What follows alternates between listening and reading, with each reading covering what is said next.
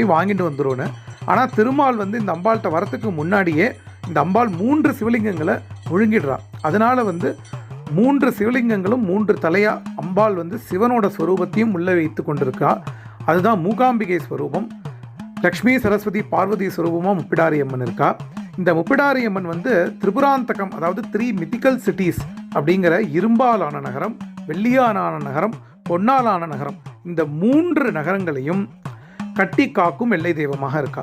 அதாவது இந்த 3 நகரங்களும் நம்மளுடைய மனோமண்டலத்தில் இருக்குது. அதனால் வந்து மனதை ஆட்சி பண்ணக்கூடிய அம்பாள் இந்த முப்பிடாதி அம்மன். இந்த முப்பிடாதி அம்மனை வேண்டிக்கும் பொழுது மனக்குறைகள், மன சஞ்சலங்கள் எல்லாம் நீங்கும்.